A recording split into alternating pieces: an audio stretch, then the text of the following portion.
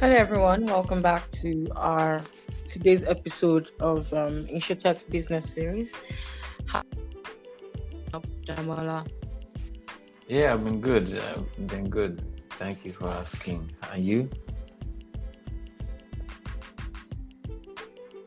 Well, I've been fine.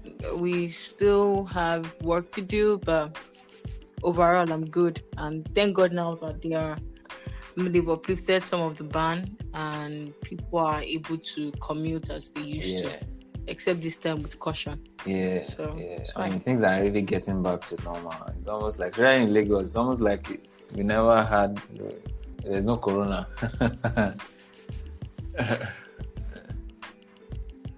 As in, that was the reason why I had to put the caveat like caution, so that it doesn't seem like the fact that the ban is off does not mean that there's still no coronavirus.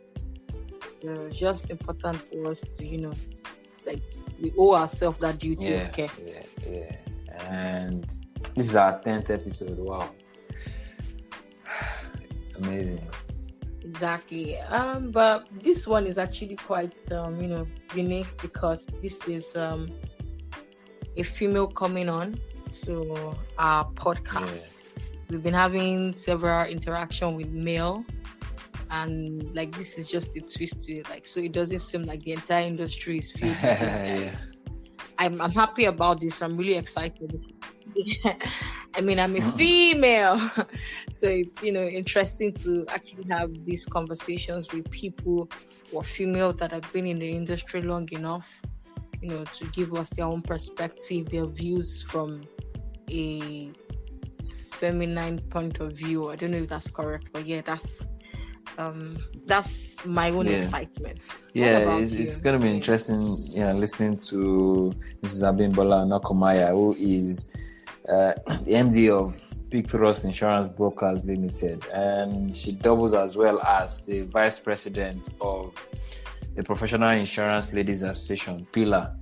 So it's going to be interesting to hear what PILA has been up to, and for her as well to hear how business has been as an insurance broker. She's the first insurance broker that we're going to be speaking with, so it's going to be interesting to hear from her point of view how they have adjusted to the lockdown and the pandemic, and how that has really affected business, and really what should we be expecting to see from PILA in coming months.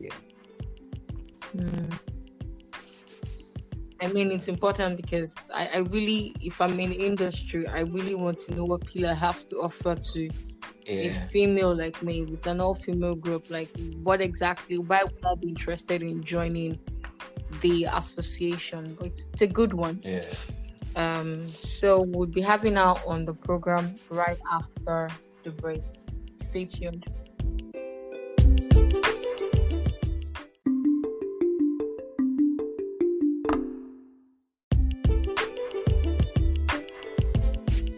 Welcome, Ma. How are you? My name is Bimbo Onokomaya. Nice to meet you. Welcome to our podcast. It's an honor to be here. Thank you for having me.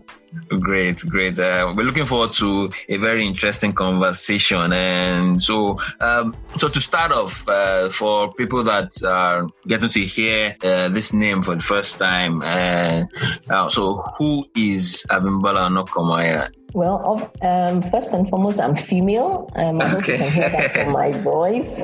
Okay, Bimbola Onokomaya, a female Christian born 60 years ago, and I a chartered insurance professional working currently with Big Thrust Insurance Brokers Limited as the managing director or CEO.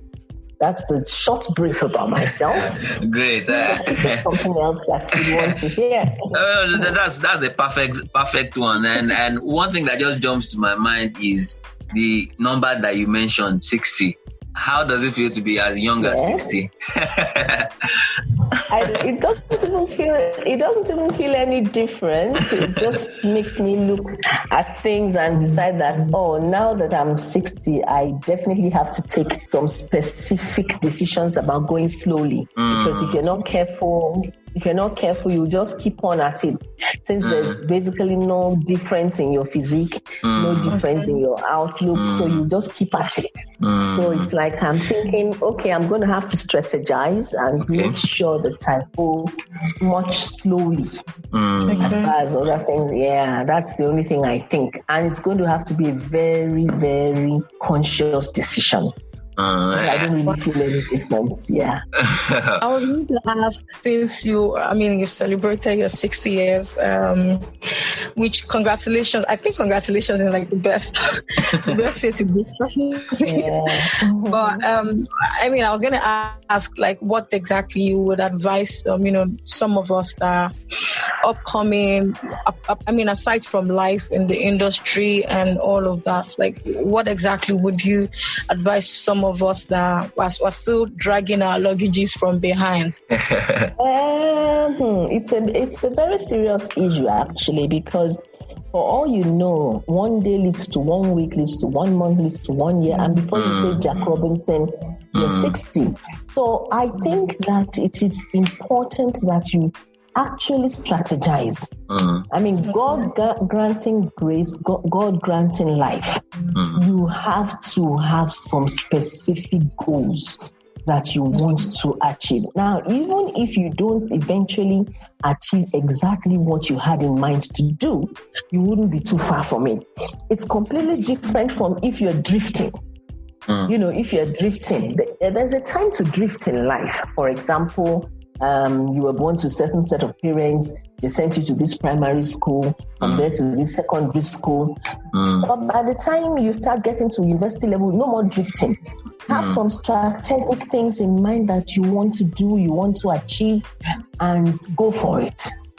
Because the time just comes and just passes. If I look back and I thought, you mean that if I didn't do X, Y, Z at so and so time, I'll be 60 now, probably selling gari or something of that nature. If I decided, okay, I don't want to go to school, I'll still have a skill. And I'm not condemning those that are selling gari because we cannot do without them. But the fact remains that it has to be something, not that will just drop into your lap. It has to be something that you specifically go out of your way to achieve. That's what I just want to say. Yeah. In that light, can you, because on this podcast, we talk to insurance professionals, right? And one of the reasons why we decided to speak with you is because you are a professional in the industry. Can you please, just tell us about, your journey in the industry, where you started and what you are involved in at the moment? Journey-wise, I actually started my insurance career in the UK. Okay. Because I went over there to have, to do my master's. And immediately I finished my master's, I just started working with an insurance company. Yeah. I didn't have to come. I had already done my youth corps in Nigeria before I left. So that wasn't a major issue for me. So I just joined an insurance company. It was a life insurance company at that point in time, called Hill Samuels Life and Investment Services. And it was a subsidiary of a merchant bank called Noble Lowndes Merchant Bank. So that's how I started. And I started as an associate. We were not paid salaries. We were paid, your commission or professional fees, whichever way you want to call it, based on the number of policies that we sold. So we joined the company. We'll do some training. They'll teach us the terms and conditions of the particular policy. They will also highlight which policy it is that they want for you to really focus on. And the one that I started with was called at that time, I'm talking now of 1982, but it was called flexible. It was a flexible life assurance policy. And basically the way we were taught was to ensure that we focus on the need of the client. So if you go into, a client's office or a potential client's house, you were supposed to put on your listening ears, an extra ear to listen. What is the person saying? And what do you think the person is really saying? So with that, we were tuned into providing a need, satisfying a need, rather than selling the insurance policy that we had in hand. So while you actually probably went there because the person owned the vehicle and your intention was to probably sell something to the, to the family for insurance, and the fact remains that the moment the person talks about the child, you just key in that, this person has a child. It means that in 1 year's time, in 3 years' time, in 5 years' time, in 10 years' time, you need some children's endowment. And so you begin to skew your conversation in line with what you believe the person needs. And that way your sales came easier than if you were trying to sell the policy that was in your hand. So that was actually how I started, selling insurance. And of course, because I was, I'm still female, but at that time I was black, I was female, and the insurance companies also had a lot of stiff competition with the banks and building societies. So it was not an easy ride at all. And if you bear in mind the fact that if you don't make a commission, you ain't gonna eat nothing. So you had no choice but to go for it. Yeah. So that was what, because my husband at the time was, reading for his PhD. So I was the one who was working. And so we were basically more or less managing on whatever it is that I was making. So you can imagine the drive. There was no way I was going to come back to the house without selling. So basically that was how I started. And then of course, when we left Wales and then came back to Nigeria, I now joined the National Insurance Commission, which was the insurance company to be in at the time. I stayed there for 10 years. And I specialized in, marine, special risks, oil and energy, and reinsurance. So I stayed there for 10 years before I moved to Anderson Consulting, called Accenture, later on and all that. And then I now moved to Unique Insurance PLC. Okay. Unique Insurance PLC being a private insurance company. Immediately after I left Unique, I set up Peak Trust Insurance Brokers Limited, and that was 2003, and I'm still the CEO till date. Oh, wow. Judging by these experiences you've had over there, do you think that there is a huge difference in our practice of insurance in Nigeria and the one in the UK? I mean, judging by the fact that we have some of these rating differences, pricing, I couldn't help but put at the back of my mind the fact that you mentioned that you had to listen to the customer's needs before, providing them with a solution. I still struggle with the fact that insurance in Nigeria has to do with, I have a product and I probably might just impose this on my customer because I feel that this is what they might need, not necessarily what they claim to need. So was there any, was there any difference at that time? It's not as if even now it's distinctly different. But the issue that is on ground is this. There is no aspect of life that insurance is not important in. There is no aspect of life. Whether you want to go and have a baby, insurance is important. Whether you are sick, insurance is important. Whether you want to go to school, insurance is important. There is no aspect of life at all. So there shouldn't be any difficulty. Let me put it that way. There should not be any difficulty in trying to get the particular insurance product to fit the particular client. There shouldn't be a problem. What an individual needs today is not necessarily what that individual is going to need in 5 years' time. The issue that is on ground is this. Go and face your core competence. Let us give you peace of mind. So if your core competence is, to put it again, selling garri, you go and focus on that garri you are selling.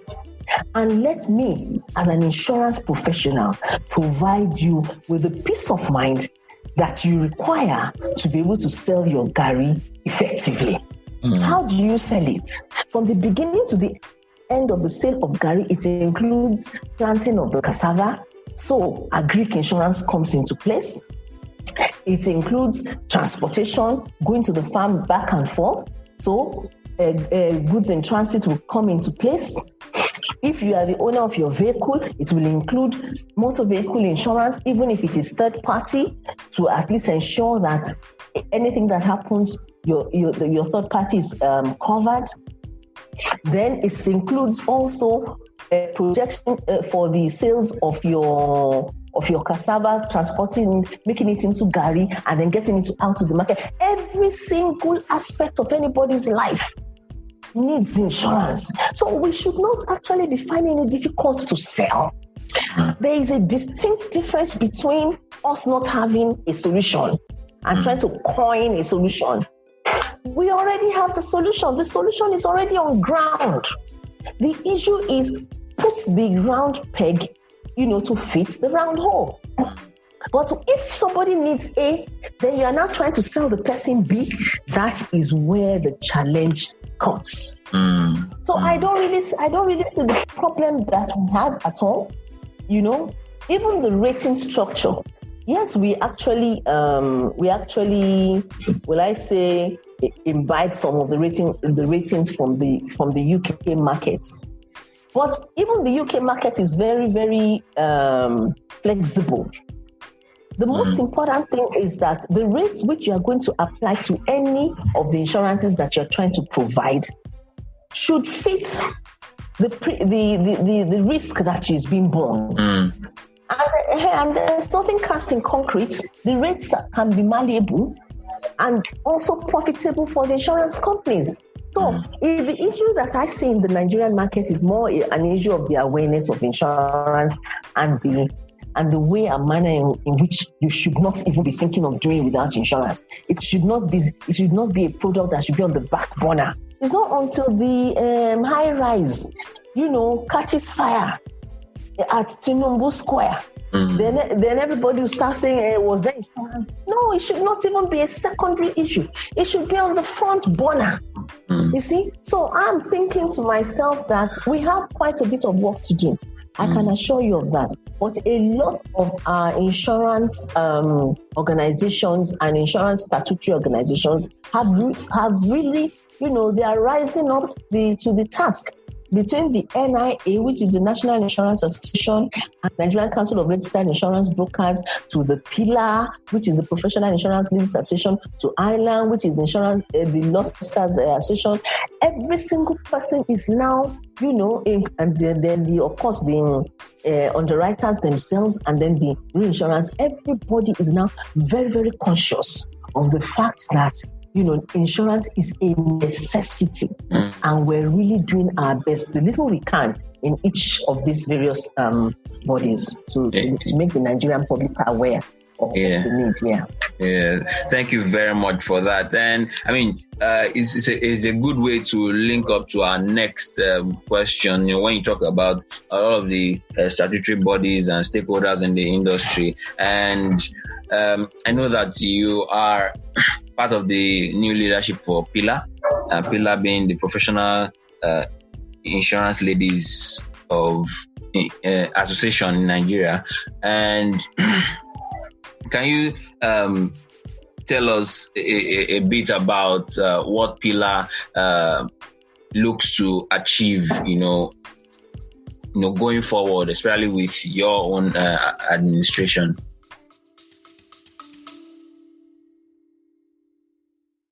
Hey, this is Brian Falchuk from Boston, Massachusetts in the United States of America. I want to give a shout out to the InsurTech Business Series, Falumi and Damola. What you are doing to help move the industry forward in the African continent, but also more broadly for the industry at large, is so incredibly important. As I think about the future of our industry, it's conversations like the ones you're having that will help us move forward. So congratulations on the success of the show. Please keep at it. Okay, first and foremost, as you said earlier, PILA is the Professional Insurance Ladies Association, and is the foremost female professional body in Nigeria. Yeah. It's a subsidiary, so to speak, of the Chartered Insurance Institute of Nigeria, but its members are all female. We don't have any male. We're all female.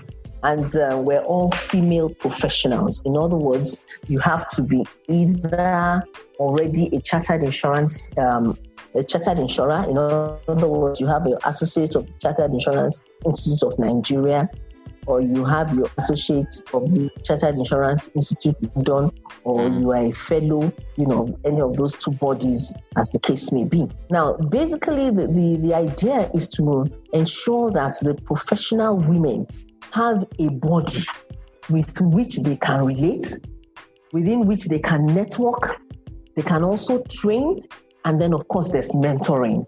The idea is to be able to stand our ground and be reckoned with amongst all the other female professions, or all the other professions where there are female. There's hardly any profession where there are no females, but when you talk of professionalism, like probably with the lawyers, with the accountants, and like that, we also are a professional insurance body where we can actually stand our ground as far as our profession is concerned, and also be able to contribute our own quota to the development of the economy of Nigeria. Because of the fact that, like I mentioned earlier, insurance, runs across the whole gamut of any human being's life and also any country's existence. As female insurers, we also should be able to make our own major contribution in highlighting the need of the insuring public as far as insurance is concerned, and therefore contributing our own part to the gross domestic product of our country, because if people don't realize that a professional lady, a professional insurance lady has something to contribute, then obviously we won't have done our work. This new administration, for example, has actually taken the bull by the horns. I'm just the vice president. I have an EXCO under the leadership of a president, EXCO being executive committee, under the leadership of a president. Our membership is roughly 500 strong as it is. And of course, we're pushing, for more members to be active, So, but the main thrust of the Professional Insurance Ladies Association for this particular period, as we just assumed office, we want the theme that we're riding on is mission to movement. We understand what our mission is. We have our mission, we have our vision as a professional insurance organization, but we want to make much more direct impact. We want even the governments, the female, especially skewed statutory bodies, to recognize the fact that we just didn't go to school to read. We have some degree of relevance in the economy also. Well, so recently we saw that you had a partnership with the Ministry of Women Affairs in Lagos on the fight against rape, and you had a walk recently, and so how does the organization plan to address some of these issues? What other areas are you looking at in terms of helping to raise awareness exactly again about rape and things like that? Well, we have only just started. This particular EXCO has not even spent 3 months. But the reason why we decided that, okay, let us commence with this issue of rape is that it begins to sound as if there can be an excuse for a bad thing. If something is bad, it does not have two names. It's bad. Even today, if you go and check the newspapers, an 80-year-old woman was raped and it came out in the newspapers today. Excuse me, please. What is anybody looking for with an 80-year-old woman? Some people will say, oh, it is the way the woman dressed. Okay, let us assume that some women dress provocatively. Did they send you a letter? How about a 2-year-old baby? How about a 6-month-old baby? What kind of accusation are you going to give that one? What kind of accusation? If you say some women dress provocatively, okay, what happens to the issue of a 2-year-old child that is female? What happens to the issue of an 80-year-old, 85-year-old person that is female? You can't just continue to give excuses for the way and manner in which this person dressed, or the way when the person dressed. Did the person write you letter and say, please come and look at my dressing? They take advantage of their perception, and the perception that they have is that a female is a weaker vessel. If somebody is weak, let us even assume that is true. Weakness should provoke protection, not abuse. First of all, it's not even, we have strengths without which the male counterparts cannot even function effectively. But apart from that, even if it is an issue of weakness should provoke protection and not abuse. And I think it's a no-no. It is an absolute no-no that you think that the next thing that happens since sliced bread was invented is for you to commence raping people just because you think that they are weaker than yourselves. Most of these men that are involved in this thing, they have mothers, they have sisters, they have, female nieces and things. And when somebody even leaves their child with you, the next thing that you're thinking of is how to take advantage of that child negatively. A lot of this rape that takes place is between people that they know.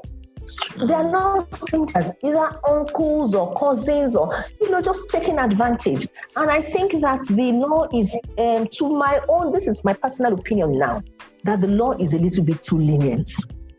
If you teach one or two people a lesson that they'll never forget, other people will sit up. There must be sympathy for the victims. The law has to come down hard on it. That is on one side. Apart from rape, there are other kinds of abuse. Other types of abuse that, because some women don't want their homes to break and stuff like that, they'll hide a lot of things under the carpet. But if they knew that, if they had an avenue of redress, a lot more people will come out. A lot more female will come out. Any form of violence, whether it is against even the female or even the male, should not be condoned. This is a country that has leadership that is highly exposed, highly knowledgeable, and there is nothing new under the sun. The leadership of this country, Nigeria, is a very strong leadership. What we're asking is that God will grant them the grace to be able to effectively clamp down on any form of abuse. And Pillar, as a body, we are ready to team up with any female organization. For now, yes, we are working closely with the Honorable Commissioner for Poverty Alleviation, and she has been Honorable Bada has been extremely helpful in championing this cause. She has been very, very helpful, and we are also very, very grateful. everybody. My name is Bente, and I'm the founder and CEO of MTech, and we are based in Kenya. I am very passionate about the disruption of the insurtech space, and together with our model MTech, we are actually serving insurance platform and also white label solutions for the industry. Please keep on listening to InsurTech Business Series podcast, and I hope to see all of you at the conference in December. Recently, even social media has been, causing an uproar in ensuring that rape victims are actually vindicated, and punishment for all of the other perpetrators are, they are heavy, as you've rightly mentioned. But again, for organizations now, I'm going to bring it inward. Would this extend to sexual harassment as well? Where it comes to a particular boss trying as much as possible to sexually harass a subordinate or vice versa, be it a male or a female. But I'm more interested in the female aspect of it, because we're talking about, pillar here. So what exactly do you think this would extend to? I think for every organization, every company should have their rules and regulations that will be monitored strictly by the human resources department of that organization. And what has the organization been set up for? If you have a lot of digression and people not being comfortable within the office setup, invariably you are going to get the worst of it, because there will be a lack of concentration and there will be lack of proper contribution of the person's time and energy towards the original reason why that person was employed. You cannot be doing your work as a female and use part of your concentration to keep warding off all kinds of harassment. There are only two sets of people that I'm aware that God created, male and female. And he created the both of them to coexist. So in the coexistence, part of the coexistence is in the home, another part of the coexistence is in the office. So when you're going to work, you are going to work to go and contribute your own quota and earn a meaningful salary. Your purpose of going to work is not to go there and go and start fending off all kind of advances. So the human resources department of every organization should be extremely conscious of the fact that this issue of sexual harassment actually does exist, and put in checks and balances. You can even have a whistleblower policy within the organization. In other words, if somebody comes to report such and such a thing has taken place, there shouldn't be punishment for the person that has come to report. So far, that person has the ability to prove it, so that they will not be telling lies on people. Like if you are not doing your work well and your boss is trying to, correct you, then the next thing you start saying is that it's sexual harassment. No. There should be checks and balances. If you have not done your work well, you get a verbal warning. After your verbal warning, another verbal warning, then another verbal warning, then a written warning. So by the time the person begins to collate such information, you will now know that it doesn't have anything to do with sexual harassment. But in a situation where there is no warning, and then the time for promotion and appraisal comes, and then there's victimization, there will be room for someone to be able to say, it's because he doesn't like me. It's because he's made advances and I have not played ball, So the human resources department of every organization should put in place, policies to ensure that there is absolutely no victimization of anybody, whether the person is a female human being or a male human being. That is the work of the human resources department. And with the whistleblower policies that are being instituted in many organizations now, we find out that it is very much easier for sexual harassment to be nipped in the bud.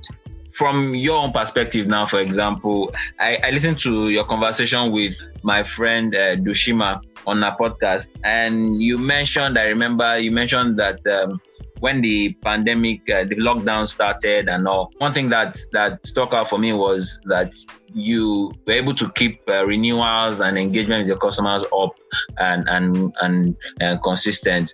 How were you able to do that, and what kind of reality does that spell out for you as a broker going forward? Well, in the first instance, this COVID thing, let me just say that it crept up on everybody. Nobody prepared for it.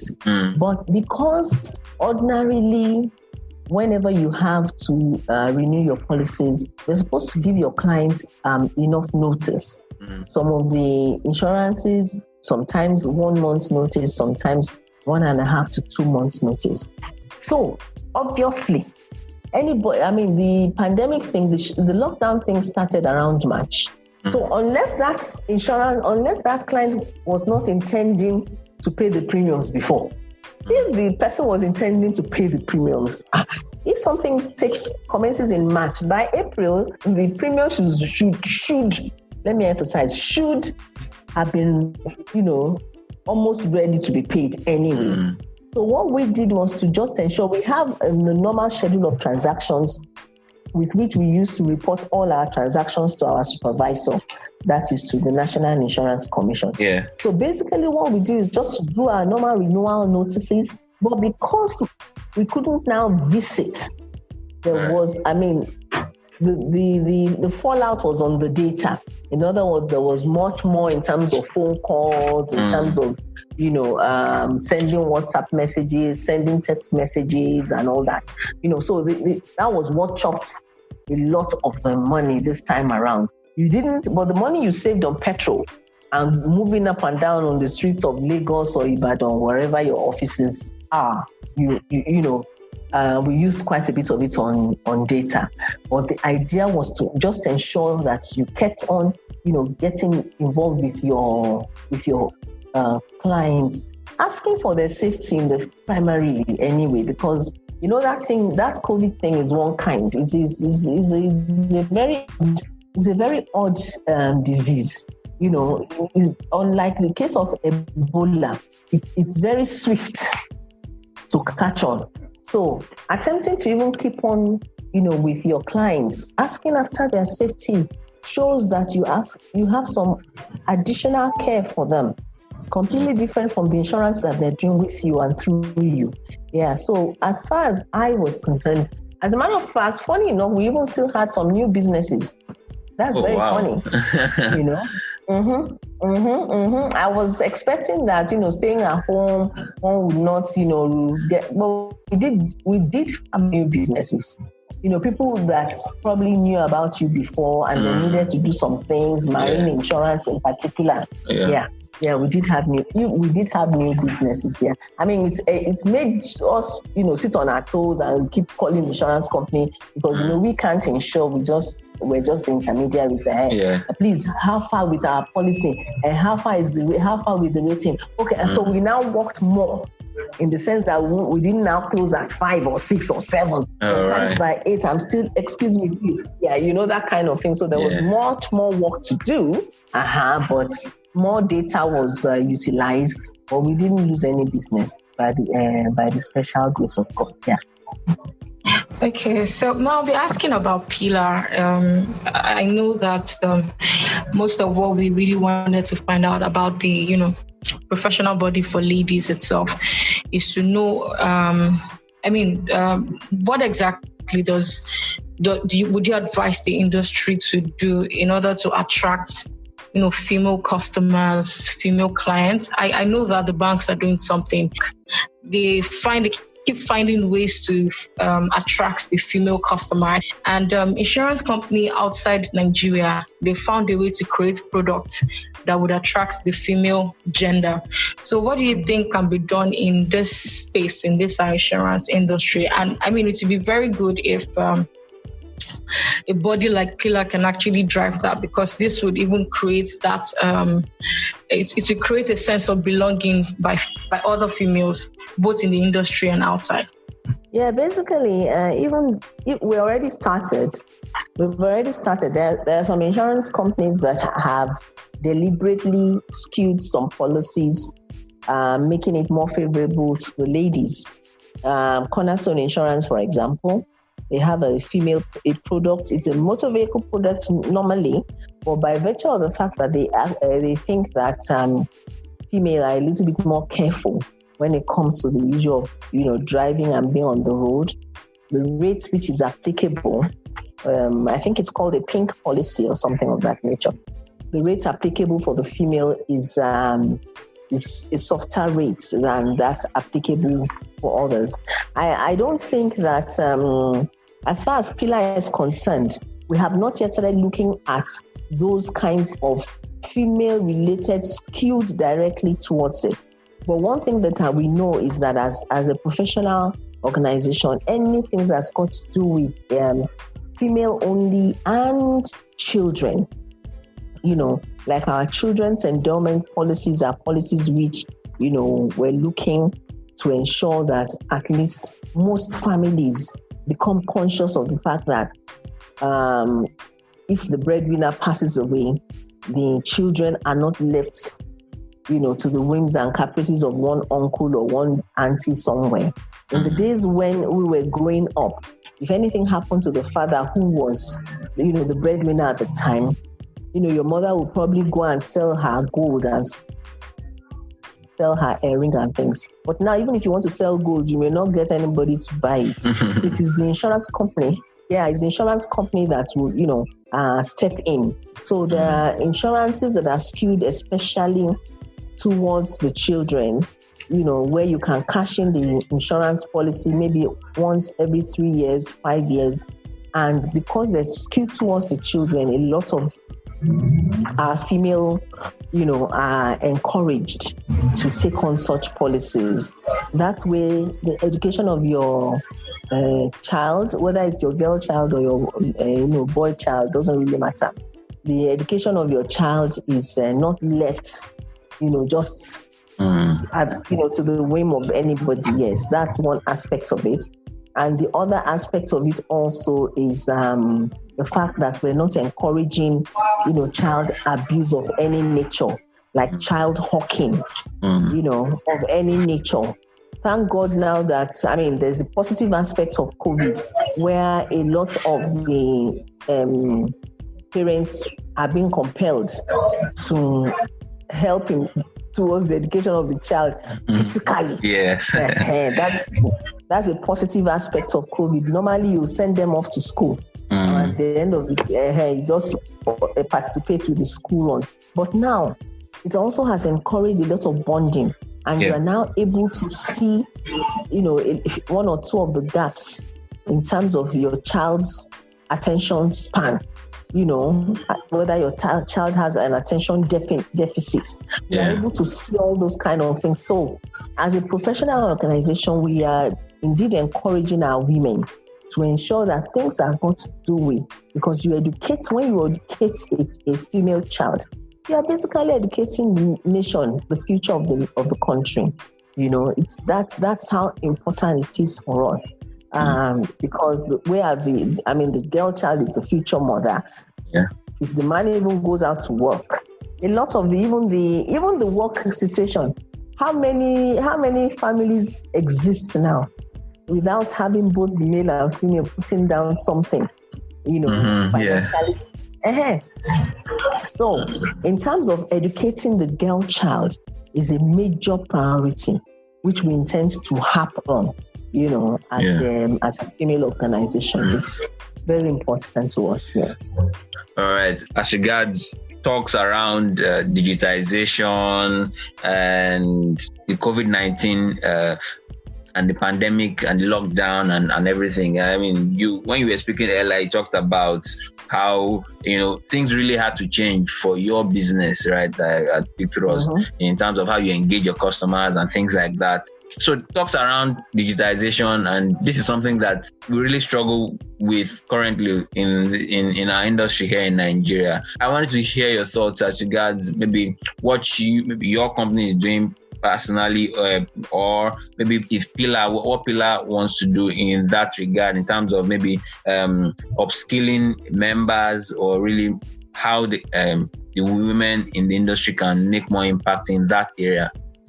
First and foremost, this new executive committee, this new EXCO under our president, we have really taken the bull by the horns. Right. Immediately after our swearing in, one of the first things we did was to have a strategy session with a very strong, a team of strategy people that know their onions. And the issue of InsurTech is basically what I think you're trying to say, and digitalization and everything. The issue is you have to have something that you put in place to be able to reach out to many people. A lot of Nigerians are not actually as literate as you think. I'm talking now of even an ability to speak English and communicate. English is not our mother tongue. Yeah. And so if anybody cannot speak English, nobody can look down on them. But the ability to be able to reach out, to make them aware of the fact that insurance is a necessity. I'm going back to the original thing that I said when we started this discussion. It's not in itself a female thing. It is that insurance in itself is a necessity, whether you are male, whether you are female, whether you are a corporate person or an individual. And so many insurance organizations have commenced a lot of visibility strategies for their companies. There's LinkedIn, there's Twitter, all the social media is being utilized to ensure that your company continues to remain relevant in the scheme of things. A lot of the insurance companies themselves have started a lot of visuals. What people see. A lot of people have phones, even if they don't go to school. They have phones. And so when you do advertisements by telephone, on the social media, on the WhatsApp, on Instagram, people see these things. The marketplace may not be so easy to go to, but people are selling clothes online. They're selling shoes, they're selling clothes online. They're selling even ready-made food online. In as much as the restaurants are closed, human beings are still eating. Yeah. So what's happening there? So you don't necessarily have to reinvent the wheel. The way and manner in which someone can stay in her house and prepare a very nice pot of soup or snails and capture it with the phone and then send it and broadcast it the same way insurance companies have started doing. A lot of them have gone digital. A lot of them have started creating awareness concerning themselves, concerning the various products. So what has happened is that a lot of the insurance companies have now put on their thinking caps. How do they arrest the insuring public with their visuals? And so many people are now using the WhatsApp technique to reach out to people. And then, of course, the webinars. A lot of webinars are now taking place. People can now, and the webinars are not expensive. Some of the webinars are just maybe 10,000 naira, 5,000 naira. Some of them are even free, just to ensure that people are hands-on concerning their knowledge capacity of insurance. There are some things that are a little bit clumsy.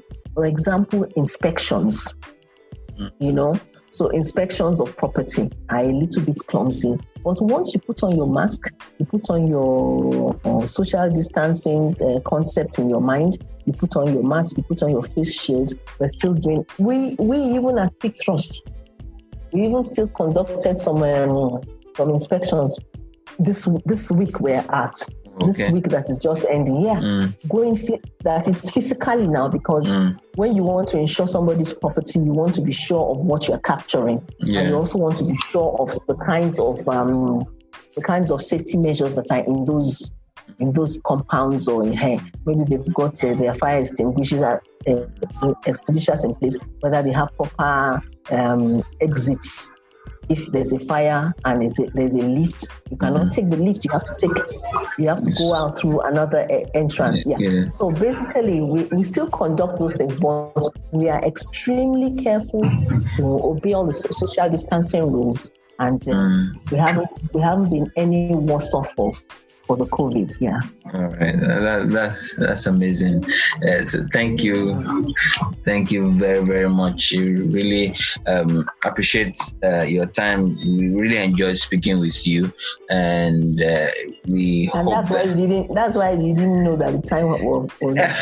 Yes. Yes. All right. So it was really, really amazing, and well done with the work you are doing. You yourself and your team are doing at Pillar, and we are happy to support your initiatives around around awareness on rape, and so we really appreciate other forms of violence. Yes, absolutely. So thank you very, very much. So how can people connect with you?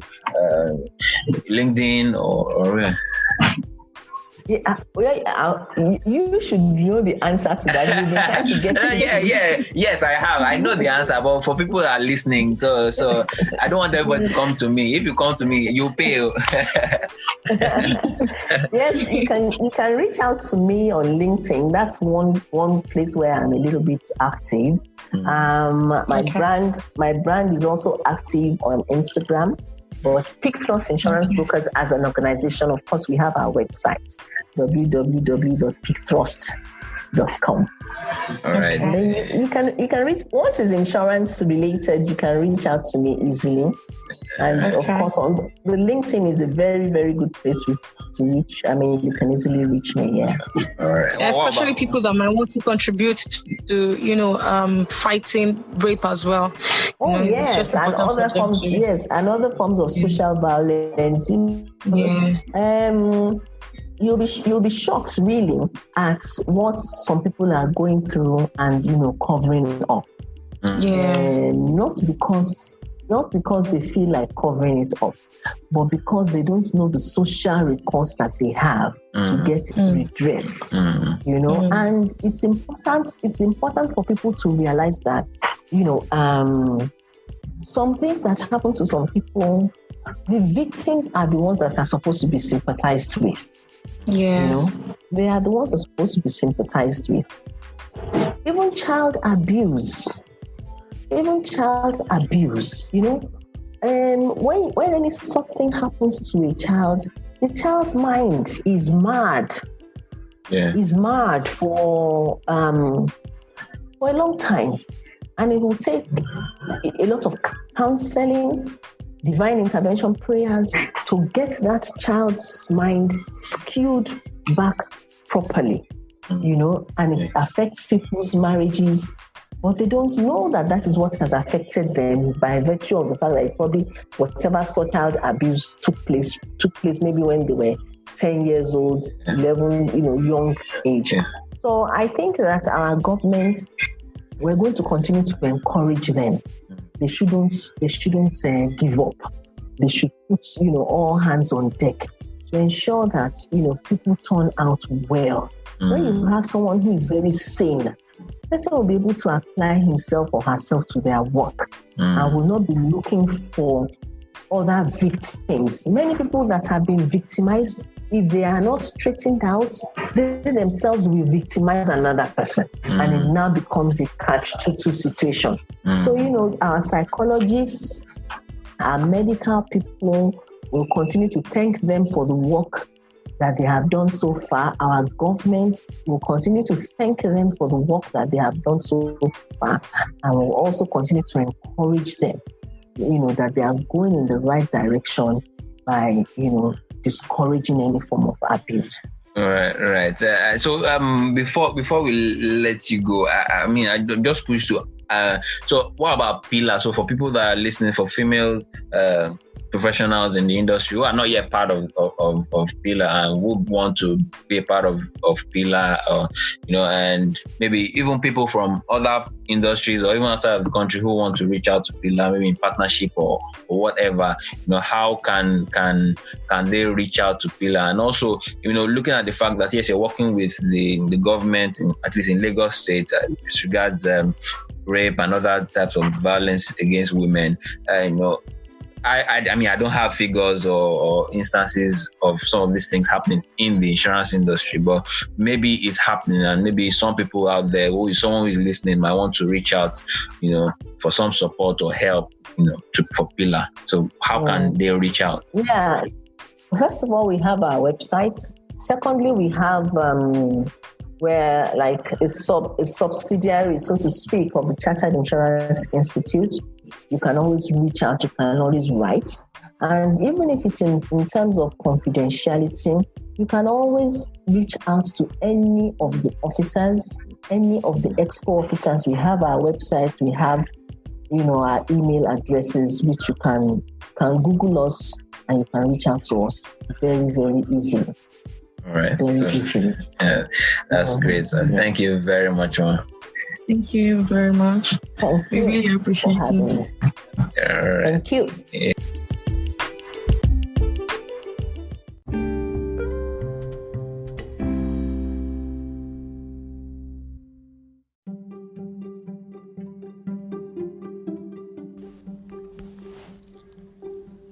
Hello and welcome to the news update on this episode of InsurTech Business Series. My name is Opeoluwa.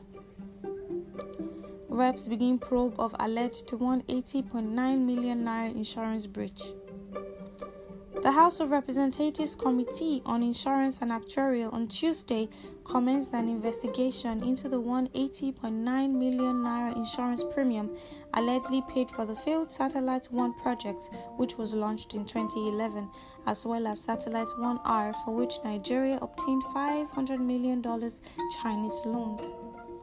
The committee at the hearing, presided by the chairman, Darlington Uwokocha, grilled the managing directors of FASA, HAL Insurance and A&G, engaged by the management of NIG Comsat over alleged irregularities surrounding the unilateral appointment of the insurance brokers without due process. AXA Mansard holds their annual general meeting, virtually meeting capital requirements from NICOM 1 year in advance.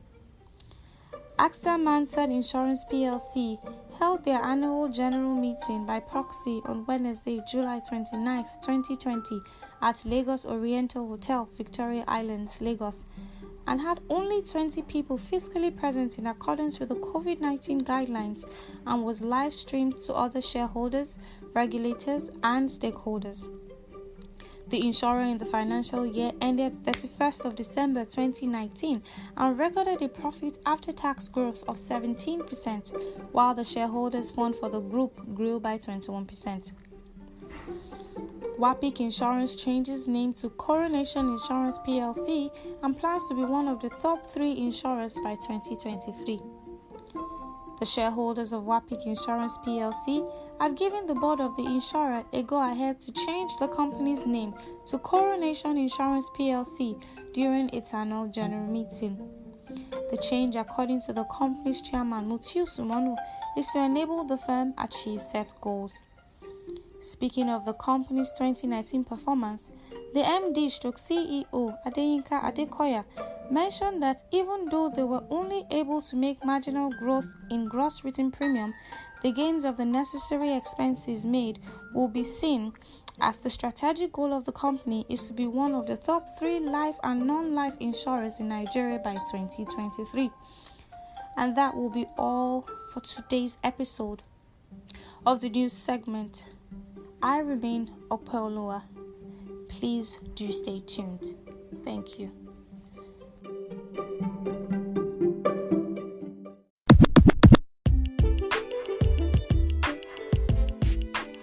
Okay, welcome back. I'm sure that you enjoyed that conversation with Abimbola Onokomaya. It was quite interesting for me because she spoke a bit about how she had to transform her engagement with her customers, digitally, especially when the pandemic just started and the lockdown situation.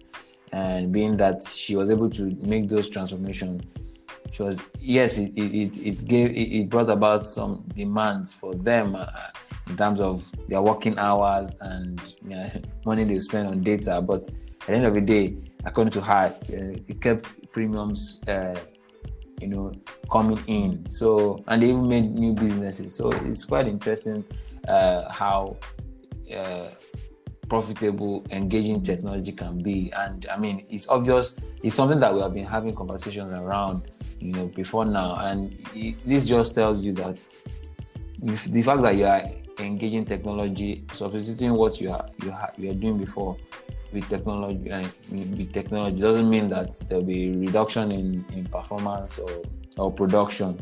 So it's just all about us embracing, that change and using it very well. So yeah, what do you think? Well, for me, what stood out was, our discussions about Pillar and also their current project on, rape. So I know that rape has been like a major concern in our country. We've been having a lot of series of events, a lot of cry on social media about no to rape. At some points, there was a social media campaign on rape. So I like the fact that they moved out of their comfort zone, away from industry activities, and they're taking it out now, partnering with the Minister of Women Affairs. So it's actually one thing that stood out for me. Also, the other one about Pillar, I like the fact that she spoke about Pillar bringing up, forthright women. So you're just not a professional in the industry. You are one with integrity. You are a forthright person. I like that they are able to create that ambience, that atmosphere for professional women to come together and share ideas, have conversations around, their jobs, have conversation about their career paths, which is good because now we are having women in the industry that are in leadership position. So I think it's a good drive. I've always, pondered on what the entire association was all about, but I like the fact that she was able to shed more light on that bit. Then also the fact that she also spoke about digitization, which, like you rightly mentioned, as in we cannot have too much of a digitized process. We need to find ways to continue to reach out to our customers regardless. Now, we're saying that they've uplifted the ban, but imagine if businesses were on hold for those 6 months, or should I say for a period of 4 to 5 months. Imagine how much income you would have, lost to the pandemic. No income generation because you don't have all of that. So it's really important that they were able to digitize some of their processes. So I like all of those things that you mentioned. It means that we are getting to a point where our insurance brokers are also moving forward with the time.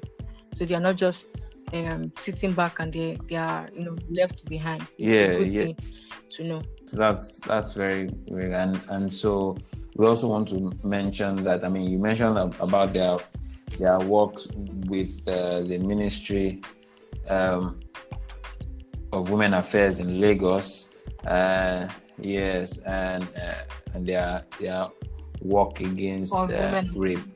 So we are willing and very much in support of that, and we are in support of that campaign against rape and even, abuse against women generally and children.